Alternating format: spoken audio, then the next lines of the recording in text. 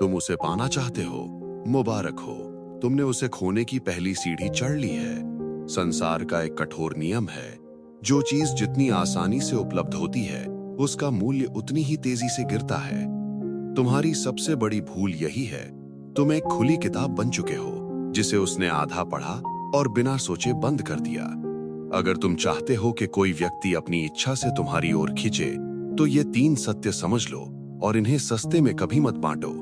पहला सत्य, अपनी व्याकुलता पर नियंत्रण। कभी ये आभास मत होने दो कि तुम्हारी खुशियों की चाबी किसी और के हाथ में है। जिस क्षण तुम्हारी शांति किसी और पर निर्भर हो जाती है, उसी क्षण तुम अपनी स्वतंत्रता खो देते हो।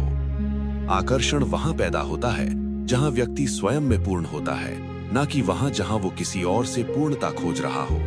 दूसरा सत्य, अपने जीवन को रहस्य नहीं गहराई बनाओ। हर बात बताना, हर पल दिखाना, ये जुड़ाव नहीं बल्कि सस्तापन पैदा करता है। जब तुम्हारा जीवन उद्देश्य, अनुशासन और काम में डूबा होता है, तो तुम्हें खुद को दिखाने की जरूरत नहीं पड़ती। लोग खुद समझने की कोशिश करते हैं। जिज्ञासा तब जन्म लेती है जब तुम अपने समय और ऊर्जा को हर किसी के लिए उपलब्ध नहीं रखते। तीसरा और सबसे गहरा सत्य, अपनी असुरक्षाओं पर काम करो, उन्हें मत छुपाओ। असली शक्ति छुपाने में नहीं, स्वयं को इतना मजबूत बनाने में है कि तुम्हारी कमजोरियां तुम्हें नियंत्रित न कर सके। जब तुम भीतर से स्थिर होते हो, तो तुम्हें खुद को साबित करने की जरूरत नहीं रहती, और वही स्थिरता सबसे बड़ा आकर्षण बनती है। लोग अक्सर उन चीजों की ओर खींचते हैं जो स्वयं में पूर्ण होती हैं। इसलिए किसी को पाने की कोशिश मत करो, खुद को इतना विकसित करो कि जो सही है वो अपने आप तुम्हारी ओर आए।